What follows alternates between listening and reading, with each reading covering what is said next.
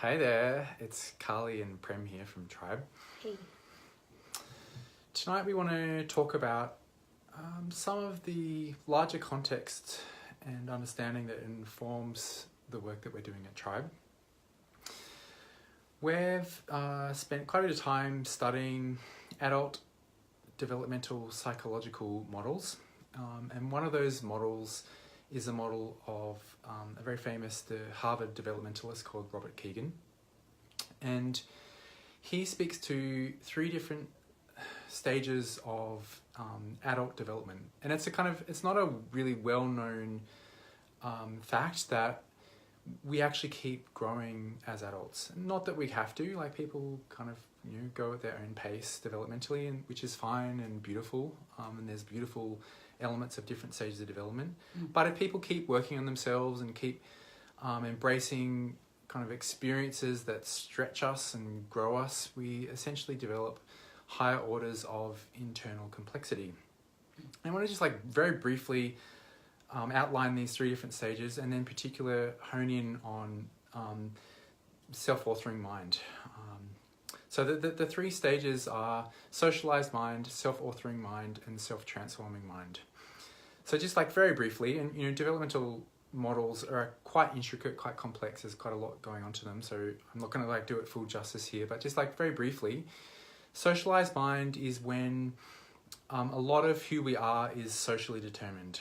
So the social groups that we live within, our kind of family origins, largely determine what our value system are essentially. So people at socialized forms of mind tend to look quite strongly to figures of authority in whatever social context that occurs in, so socialized mind kind of has a lot of loyalty to the social group, and kind of will see the world through the lens of that kind of social group. So the next stage, self-authoring mind, is where we start to actually come up with what our beliefs are and what our values are. Self-authoring mind tends to have a lot more introspection of well, hang on, what's actually true for me? What do I believe, and what's actually important to me? And where essentially our internal locus of control starts to become, our locus of control becomes internalized a whole lot more. I'm going to kind of unpack that more in a sec. But the next stage, self-transforming mind, is when we start to see that actually who we are changes in a sense with every interaction that we have. There's this place where we can reinvent ourselves. It's dependent on the context, and there's a lot more understanding of paradox and dialectical thinking, where however I see something is dependent on sets of polarities, so up is only determined by down. And I don't want to get kind of too into self-transforming mind. It's a whole really interesting topic of itself. The last thing I want to say about kind of developmental models generally is, we have all of these levels in us in different degrees in a sense. We kind of grow into these later levels as we kind of develop this more internal complexity. But even as I might have self-authoring aspects, and maybe some self-transforming aspects, I'm still going to have socialized aspects too. Developmental models are presented quite linearly, but they're not actually that linear. We kind of shift and move between different ways of operating depending on what's going on.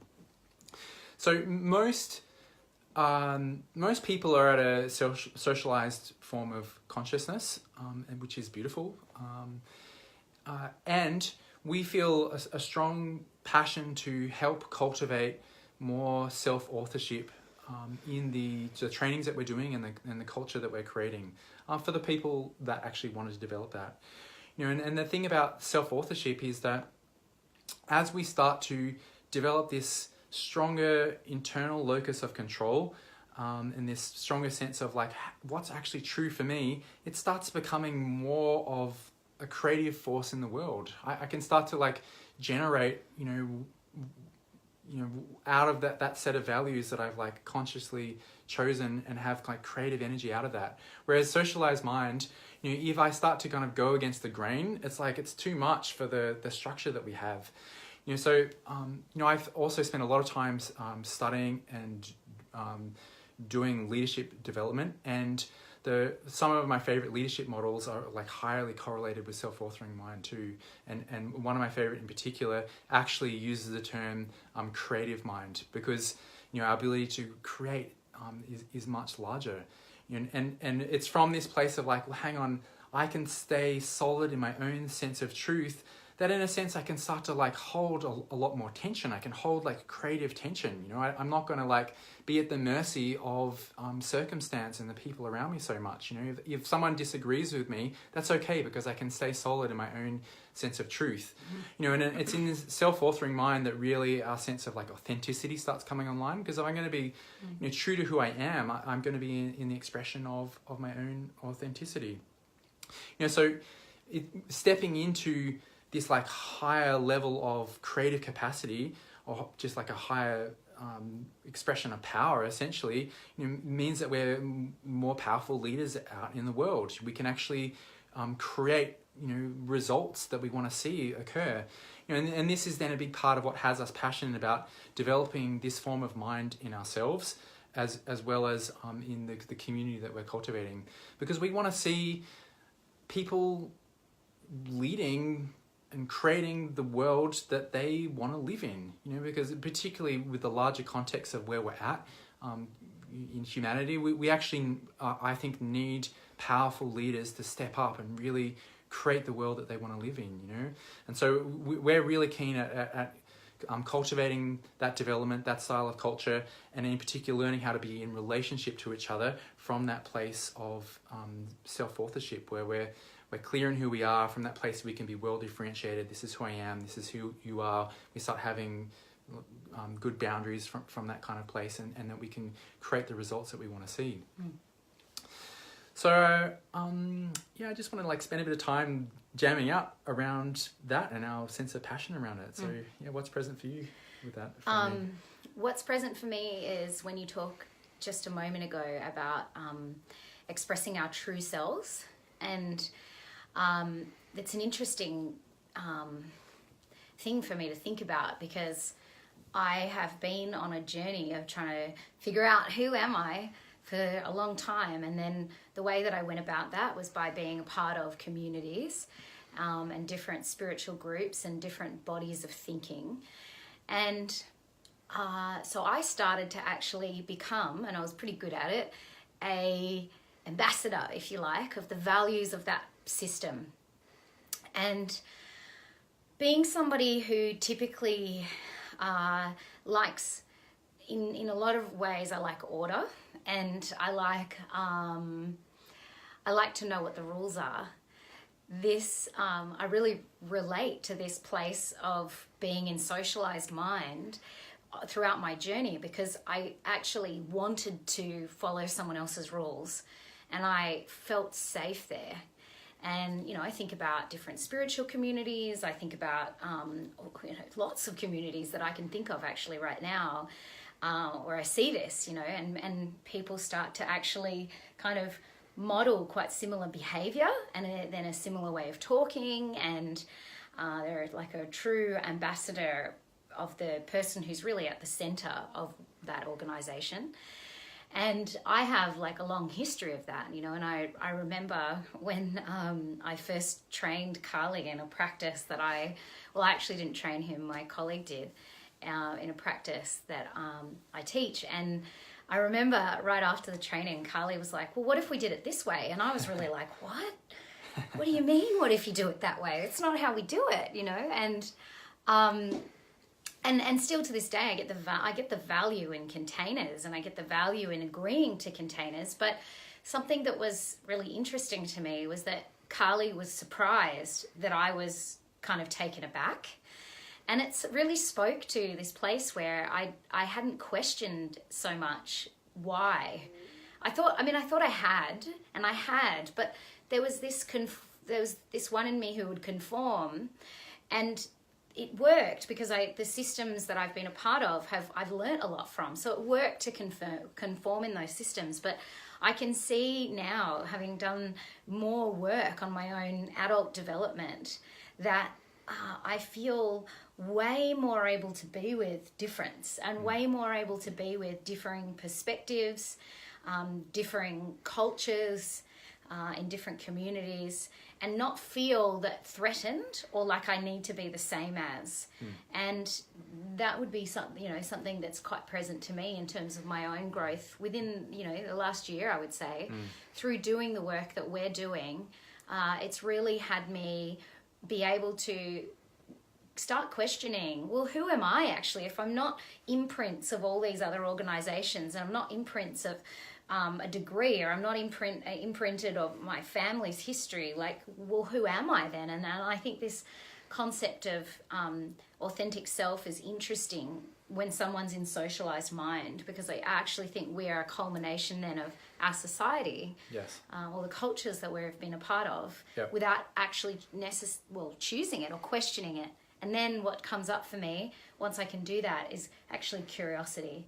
I notice that there's a space for curiosity to actually make object of what I'm believing and my values, and actually get curious about, well, why am I choosing that? Yeah, beautifully said. Totally self-authoring mind is when our capacities to be in strong difference actually really come online.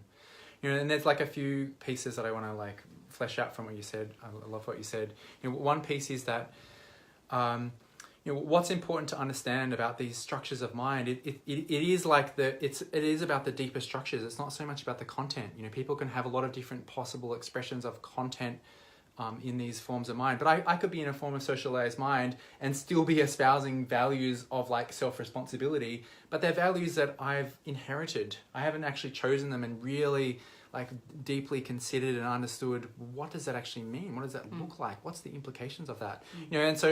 And this is where I think it's so important to not judge people based on sense of development. Treat it as a question, a sense of having curiosity around it, because you can't really tell based on the content people are saying. It is about the deeper structure, about is there independence of thought here? And I actually like to think of this as our identity, the very structure of what makes up who we are is it's like a different substance. So in socialized mind, the substance of who we are it's coming from outside of us. It's we're resting on this structure outside of us, and that's really important. I want to keep honoring the early stages of development, and how much it's important, still to have those stages of development. It's important for me to actually be aware of the society that I'm in and rest on the structures of society, that kind of holds us, all the rules that help us get on with each other, even basic stuff of driving on the same side of the road. And if I rest on that kind of structure, it helps me be integrated into society. But if that structure is removed from me and I don't have some kind of internally created sense of structure, basically I collapse. There's nothing holding me up. So socialized mind, as soon as there's strong difference that somehow threatens and challenges my structure, there's nothing for me to rest on. So the process of stepping into self-authorship is a process of taking that time to really introspect and question and what's actually true for me, and why do I believe that, and where does that come from, and I've inherited that. Do I still want it? Do I still really believe it? And it's through that process that we actually, in a way, we're generating a new kind of substance of being. It's something else that we can actually start to rest on, which is then this kind of place of power. I think about how, for example, when I've been in different work situations or community situations where the organisation or the community itself has been about self-empowerment, and one place that I've often had fallout is I'll spend long enough in that system and then I actually will feel empowered, and then it's seen as a threat. I become some kind of a threat, and this is where I kind of really want to alert people to, is that is it just having an awareness of that? You know, like I've been in organizations where when I've actually cultivated enough self-esteem and enough self-integrity and enough knowing of what my values are, that I might actually start to challenge, well, I don't know if that's how I want to do it, or you know, doing the meeting at that time doesn't work for me. How about this time? Well, hang on a minute. You're not supposed to say that. And I'm not talking about being defiant. It doesn't come from a place of defiance. I imagine that's probably like an immature expression of it. I'm talking about when you've spent time really steeping yourself inside of say a meditational practice or some kind of self-empowerment work, and then you actually become empowered, and then you start to feel like you're being treated like you're naughty, or you're against the system in some way, or you're trying to take up too much space, or you're challenging the leader. And I really want to kind of alert people to just having that level of awareness, because I think that's where it can start. We can bring awareness to it. Is am I behaving as a student and always projecting, pedestaling that someone is greater than me? Because if I'm doing that, then it holds me in a certain freeze-hold of really not being able to develop. And this is where I'm really excited, because I want to see cultures of transformational communities, or communities that are about their values, their vision is about transformation, where people are truly being encouraged to be creatively expressed. And that may mean that someone needs to do cleanup later. That might mean that as we're in the practice of that, things feel messy, you know, and that's a part of it. But how can we become truly expressed if we're inside of a system that has us all talk in the same way, and all sound in the same way, and all dress in the same way, and all behave in the same way, and we all got the talking stick for a certain amount of time? And it's like, what is different about that than cultures in China? You know, like really, you know, what's different really, where we're all just kind of following, but because I'm using spiritual language, that must mean that it's somehow empowering. Like, I really encourage people to really question how much they're really in the authentic expression moment by moment, when you find yourselves inside of systems where you get that there's certain implicit rules. Because if we get unconscious about that and fall asleep to that, then that will inhibit our development. And if those communities are actually set up, which I think they are, to help us develop, we want to really check, are we actually developing, or are we actually just learning a whole lot more jargon and ways to copy the teacher? Yeah. I'm reminded of that scene from Life of Brian, for those of you who have seen it. Where, Brian is basically saying to people, like, you're all individuals, like, do what you want. And then the whole chorus of people are all chanting in unison, yes, we are all individuals. You know? Right. And I think that's like a really nice, like, humorous way of like speaking to that point, right? Where people are like actually just taking on somebody else that somebody has said to them, and not actually really stepping into the individuality. Right. This is where we're hypnotized. Yeah. You know, lots of amazing, I can't think of names right now, but I think of John Bradshaw, and he talked about, you know, we're actually hypnotized. You know, he was big on hypnosis. He really supported the hypnosis movement, because he was saying, you know, when it was copying a lot of flack, he was like, do you realize you are actually hypnotized? You are hypnotized and you don't know you're hypnotized, which is what hypnosis is. You do things without thinking about why you're doing them. You have rules that you don't actually question. You know, and I notice sometimes in communities where someone can be seen as outspoken or challenging or a problem, you know, and how are we going to sort that one out? And actually, what really could be happening is this person's actually finding their authentic expression of who they really are. And as leaders, for people here who are leaders of communities, can we actually be with that? Like, can we see what's powerful about that? And can we actually hold difference and support that person to come all the way out? It's not to say that we don't have agreements about, like, don't be violent, don't violate someone with our language. Sure, these are like people's rights, you know, we don't want to authentically offend people, but like, what is it to actually, like, really inquire about what is it like to allow space for difference and actually get curious, versus making an assumption that there's something wrong with that person for their difference. Yeah, totally. Yeah, I want to add a few pieces. So, like, one is like, I think it's so important to honor where people are at, you know, and you know, like I want to just keep saying, you know, socialized mind is really important. Like I think about my kids, you know, so my kids are growing into very socialized places, you know, and they're just like taking in the structures which they're kind of swimming in. And that's really important. That's important for them to rest on those structures so that they've got some kind of structuring of their psyche, you know, and it's only them being steeped in that for long enough that they'll then be kind of ripe enough to get to the place where they can start to question those things and like make up their own minds, you know. So it is important to actually have external things that people are saying to us so that we actually, you know, we kind of develop the right patterning in ourselves based on those things. So, you know, then it does need to be a certain readiness for people to start to kind of question those things and step into difference, you know. And so, you know, even what we're doing is going to have that. We're going to be providing kind of the forms and the patterns that people can rest on and just like learn and repeat kind of long enough that they start to, you know, it's like in their system enough that then they can start to question it. So, you know, there's totally a place for that.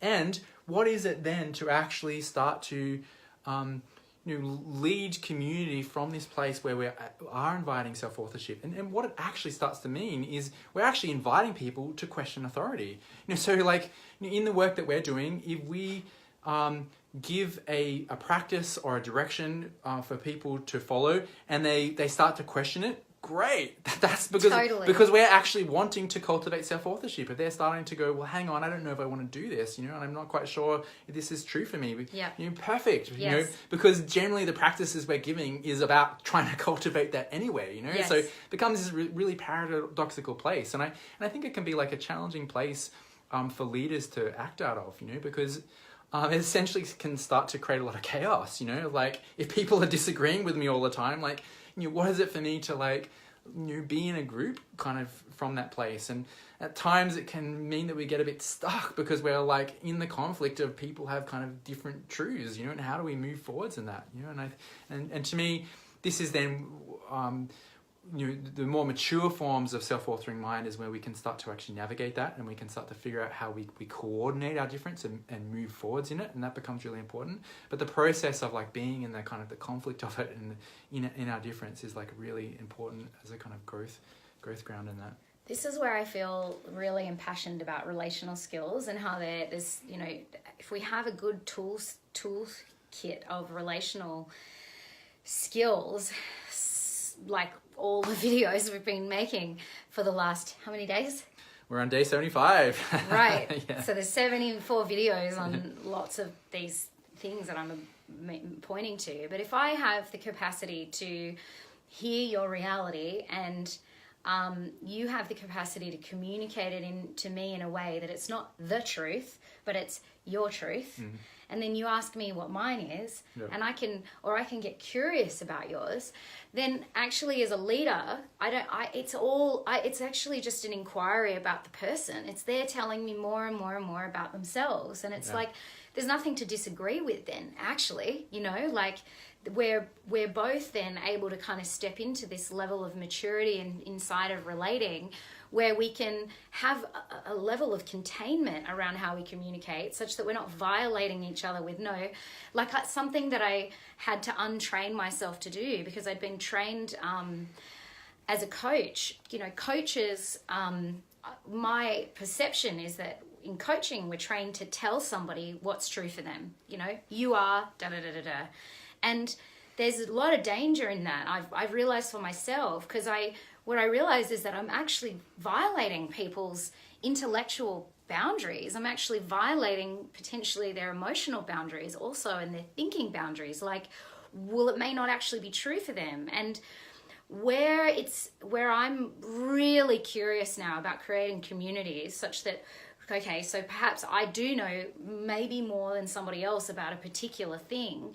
Can I know more about that thing and still stay in curiosity with the person about what they're revealing such that I can understand them more and more and more, even if they're talking about the thing that I happen to be more experienced in, because they're actually then we're in this kind of unknown of what's about to happen next. But if I'm like creating cultures where you look to me for me to tell you whether what you think is right, that's dangerous. Mm-hmm. You know, that's really dangerous. And I know that because I've been very much a part of that system, and I've led systems, communities in that way, and I've learned a lot from it, heaps. And I feel super excited about understanding more and more about how to actually relate with another human being such that we get to be sovereign human beings. And even if the other person doesn't quite know yet how to do those things, I can hold that pole. And then that's how we start to create culture and change culture, by modeling that. Yes, totally. Yeah. And I think you just spoke to a really important piece of like leading cultures of self-authorship, which is we don't like not telling people what to do, essentially, not giving them the answers. You know, there's a lot more like, you know, if someone asks a question, well, what do you think?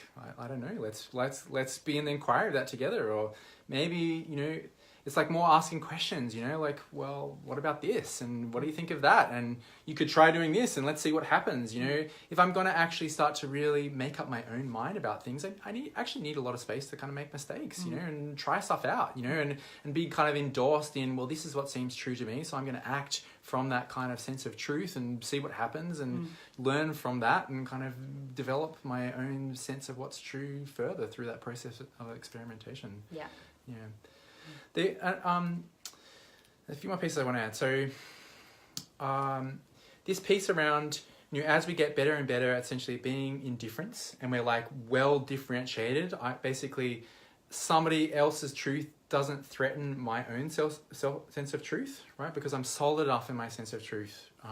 You know, as we get better and better at that, that's when we essentially start to go into more of like a self-transforming mind. And I don't want to go too much into that, but, you know, what starts to kind of occur to us is that, well, you know, kind of in some ways I can have a whole, like, lots of different possible values. I could choose like a different sense of truth from lots of different angles, and this person has got their sense of truth and it kind of results in particular consequences in their life and how they interact with people. And when I've got my own sense of truth, well, hang on, why did I even choose that? You know, and it starts becoming a lot kind of more contextual, you know, and it's like we start to realize that, well, hang on, meaning is not this thing that's kind of either or. It's not like separate, you know. It's like, you know, it's like a lot more to do with, you know, it's just when I see it this way, this is then what occurs, you know. And so I could actually try on this kind of version of seeing things, and then this thing's going to occur. So, you know, as we get better and better essentially at seeing kind of different people's sense of truths and being able to like, that's like an interesting set of reference points that I can like kind of operate out of, you know, we start to become a lot more flexible in our internal operating system. I feel super turned on by that idea. What turns you on about it? Oh, just like I was like thinking, reflecting at the trauma conference and on the trauma conference, and Bessel van der Kolk said, you want to know the best way, I think, for us to start healing trauma? And he said, go to an acting class. Because he was basically speaking to exactly what you were just pointing out, which is like part of the thing that keeps us stuck. And trauma unprocessed will hold us in certain stages of development. That's certainly true for me. I know that there's earlier things that happen in my life, and there's like a stuckness around my development at that time. And he said, you know, so basically if we could actually step out of the roles that we play or the perceptions that we have of ourselves and actually try on something else, we get to see it from an entirely new perspective. And then, you know, he's talking about this this Shakespeare play that he saw happening, that was put on for trauma survivors, and they were all the actors, and he was listening to the director and one of the actors speak, and the woman said, I'm not going to play, I'm really bad with Shakespeare names, so forget about that. I'm not going to tell you, I don't know who that person was in the play, but basically she said, I'm not going to play, and it was a man, I'm not going to play so-and-so, and he said, she was like, you know, screw men, you know, like I don't have any respect for men. And the director said, no, you're whatever his name is now, because that's the role you're in. And she just had this moment where she realized, oh, like my my history isn't relevant here. I'm in a play. And she then got to actually be a different person in that moment. And so this is where I think, like, actually being able to see things in very, very different postures or positions has us then start to be able to get a sense of, well, what actually is my truth? Because I'm trying on different things. I'm trying on different perspectives. So it gets me to try on different perspectives so I can work out what really is my value system. But it also, there's some transforming mind in there as well, because it has me be able to be in, like, really move swiftly if I want to into different perspectives. Yeah, totally. I'm not stuck or static. Yes, yeah. And then think about that as a leader, you know, like, to be able to do that with students, or as, you know, we're all leaders, that's my belief. And then some of us actually, like, overtly are leading something. But what if our intention as leaders was to have everybody be able to do that? Like, what if that was actually our primary focus? Yes. To, like, what do I need to sort out in me? Not how do I teach you how to do that? What do I need to sort out in me that has me feel in a conflict about that? That's been really interesting for me. I've had to throw out a lot of stuff and face a lot of things around control and fear and all sorts of things. Yeah, I feel curious about that.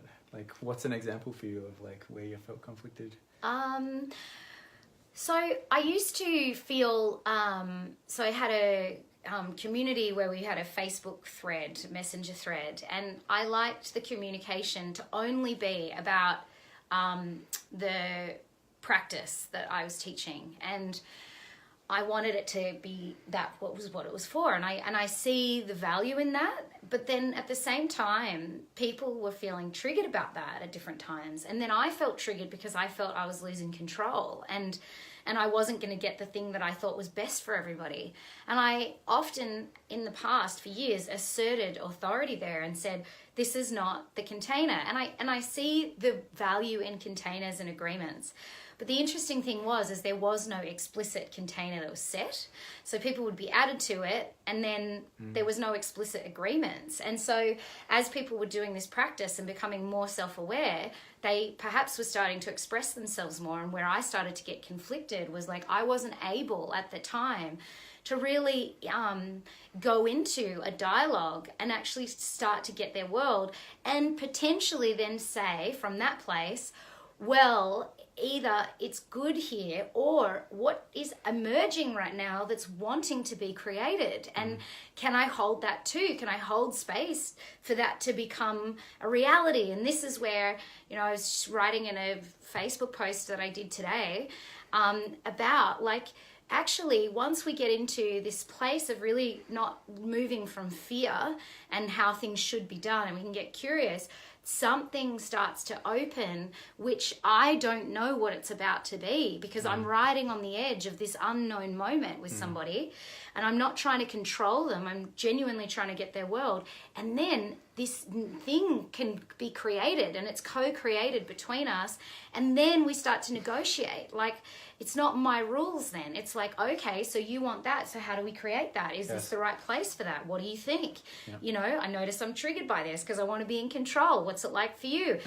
Do we need another space for this? How does everybody else feel about it being here? Like, and there also is a place where I want to also be able to say, hey, like, this is what I see, and I'm not saying that we all have to agree. I'm definitely not saying that, because I don't think that is self-authoring mind. But the actual questioning and curiosity and allowing people to express and be different. Not express and then I get triggered because you're saying something different. Express and be different, and then get curious about what could be possible in the difference. Yes, totally. From there. Yeah.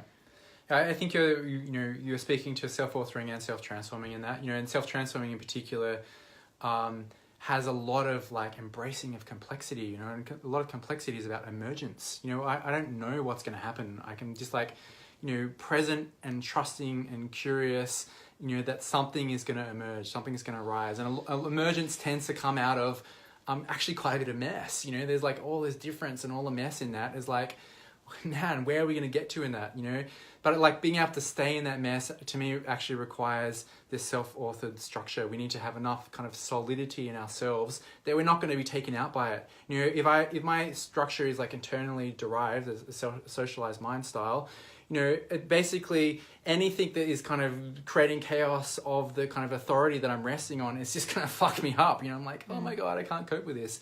You know, I think that's important to understand too, as a leader, you know, is that, you know, different people at different places. So that's really important to honor as well, you know, that kind of some people aren't going to be able to stay in the kind of mess and the intensity of that, you know, and that in itself adds more complexity, you know, and this is where, to me, like relational work is just so developmentally catalytic. You know, if we're able to like do the relation work, it's got actually so much complexity to it because people have difference, because we're at different levels of development, you know, and how all of that kind of comes together. That level of complexity kind of works us, you know, and one of the big things that actually cultivates development is actually kind of being worked by complexity, where there's complex stimuli coming at us, you know, as long as, you know, we've got some kind of practice that lets us reflect on it and introspect around it, such that kind of we're responding internally, such that we're developing more internal complexity to be able to respond to that kind of complexity. And we have space in our thinking, like we're able to like make object of what we're thinking, such that there's enough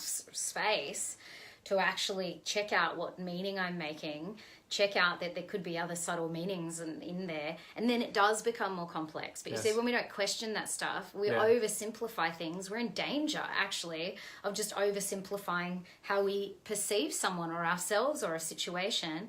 And so much is actually potential. There's so much potential available, even in any interaction with someone, if we actually stop simplifying what we think is happening and start to tune in to the more subtleties of what's being expressed from between us, and then our lenses of understanding the meaning that we're making becomes more sophisticated. And actually, if we can be in sophistication with elegance, and Damien did a great Facebook Live about this the other day, being in complexity with elegance, it has it look easy, but it's not. There's a lot of things that we need to track. There's a lot of things that we're taking in, a lot of information.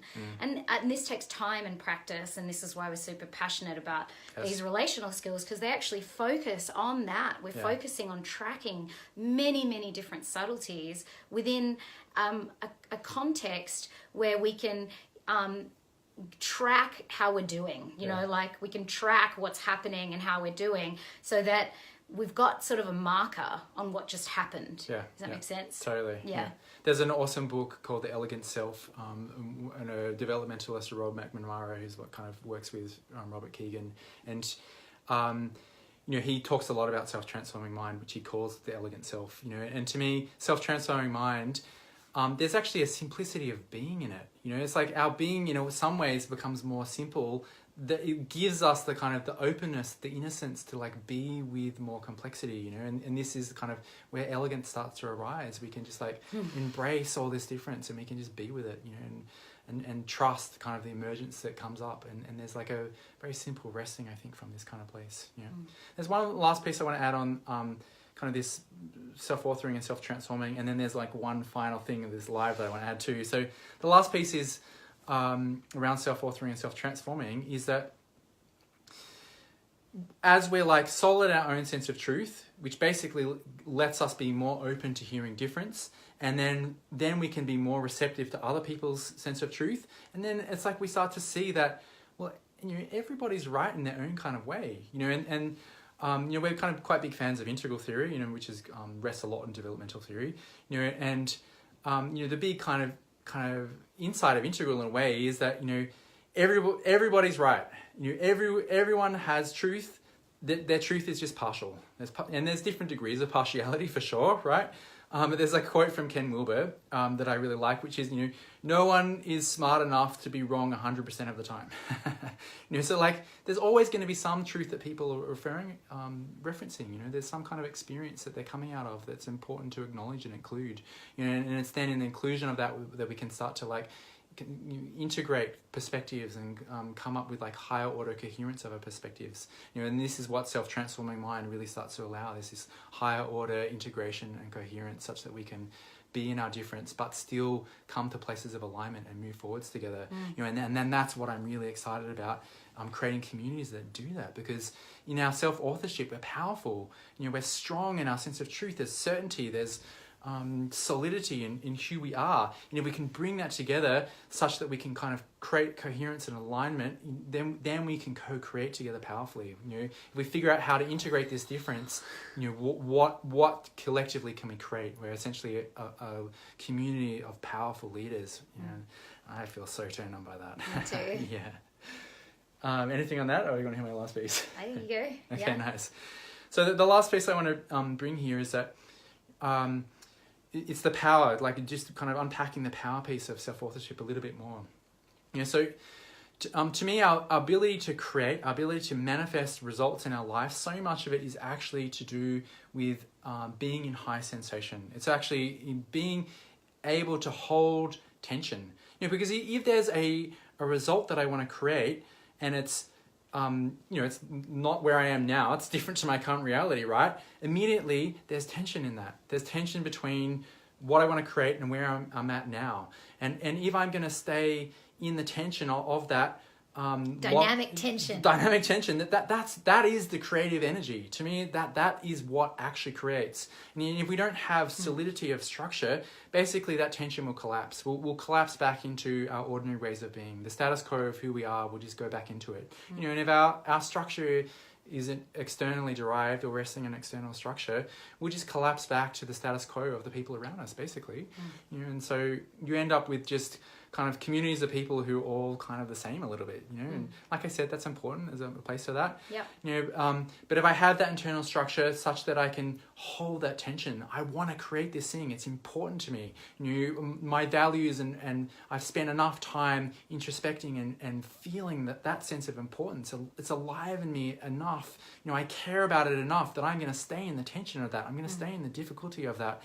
Such that, and the curiosity of it. Totally, and the curiosity of it. Yeah. It's such that basically my creative vision is going to start to pull my reality, forward into that. It's like to resolve the tension, rather than the vision collapsing. Instead, I'm going to start to take action towards it. I'm like, I care enough about this, to actually take the action in it and be in the discomfort of it and the not knowing of it. I've got to take action and I fuck up and I get things wrong, but I learn, and I'm still focused on the vision. I'm not going to collapse because I made some mistakes, and I'm a shitty person. No, actually what's more important is that I'm staying true to what I care about and what my values are. And so I'm going to keep coming back to that and keep coming back to what my sense of vision is, and start to take the action towards that. And then this is basically how we create things in our world, in our lives. And that's what I want for myself. I want to create the things that I dream of,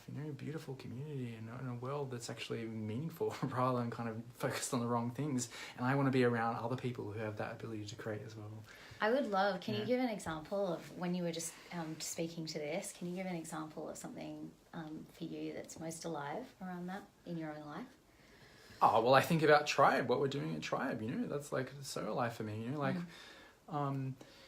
I care so deeply about what we're actually doing here, but there's also a lot of pieces that are really hard, like I'm taking financial risk because I'm putting a lot of my energy into this and not putting my attention on lucrative corporate contracting that I've been doing, and some of that is bringing up a lot of fear in me, and it's scary, but I just keep coming back to this is actually so super important for me that I'll figure it out. I'll make it work, and I kind of fantasize about like, oh my God, I'll like run out of money and I'll just like have to move in with my mom or something like that. Like, you can move in with me before that happens. Sure, sweet.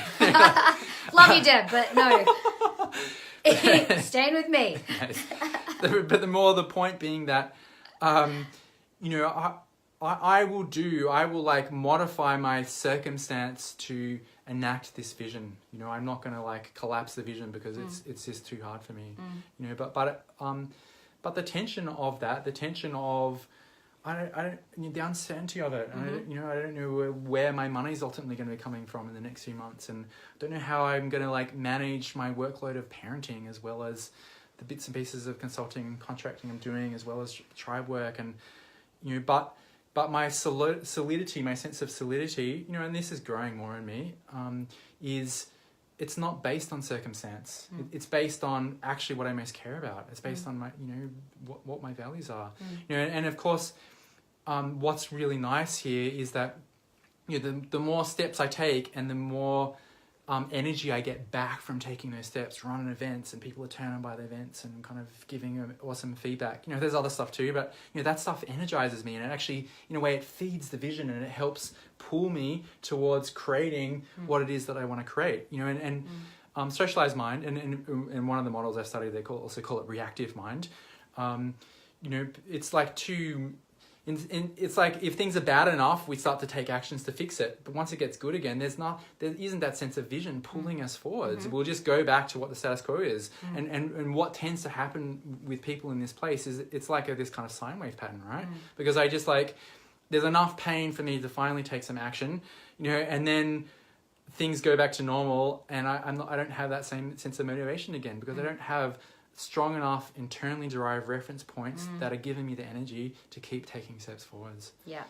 I used to say that the true sign of desire is when the thing happens, but I don't actually fully agree with that anymore, because it doesn't take sheer desire. It actually takes what you were just saying, a more complex, much more complex way of actually relating to myself and what's happening in my world around me and how I'm making meaning of things.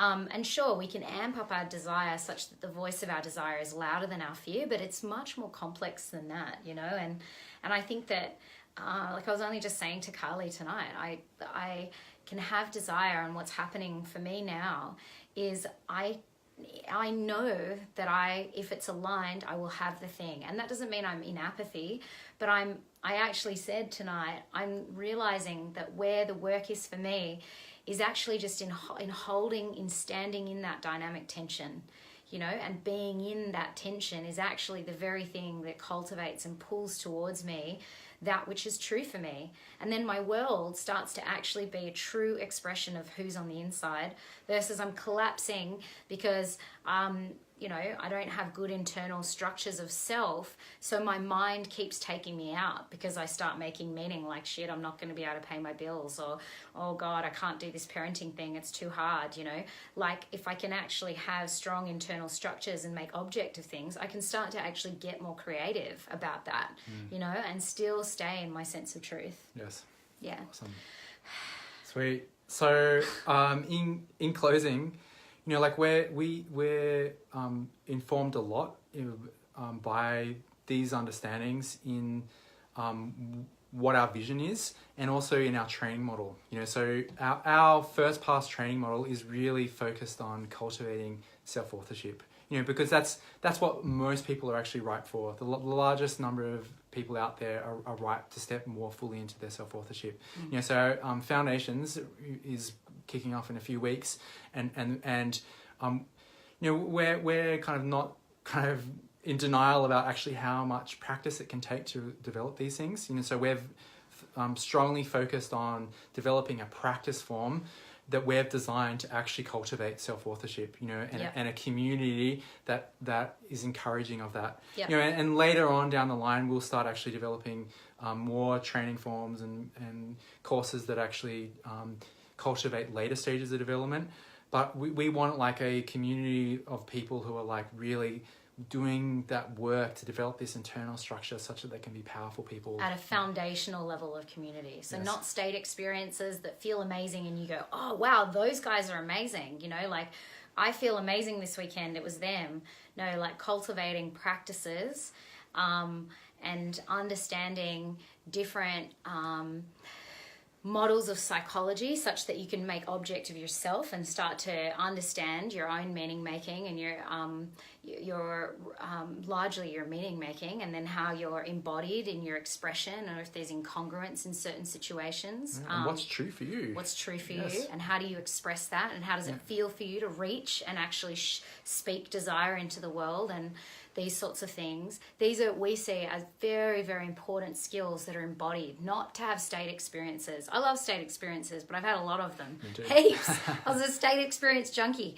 This is really about, we have to do kind of the, we've got to cultivate practice and practice and practice. So on the other side of foundations is a relational dojo where every week you can come and practice, and it'll be very cheap. It'll be, you know, whatever it costs to just cover a room, basically.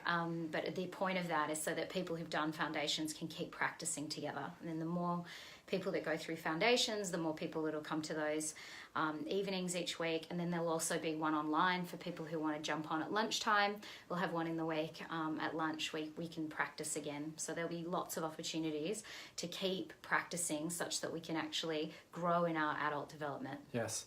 And then once, like, you know, there's a kind of larger and larger community of people who are starting to, like, more solidly be in self-authoring mind. I'm so excited by that. Me too. How we can play together and what we can create together and how we can support each other in creating things that we want. Totally. And then when you're from that foundation of being in us, then also what we can step into, you know, not just the state experiences, but like higher order structures of what we can hold as well. In another Facebook Live, I'd love to share about how we're doing that in terms of how we live and how, you know, we're talking about parenting and all kinds of stuff. I want to share about that to give people ideas of what we mean by that. Sweet.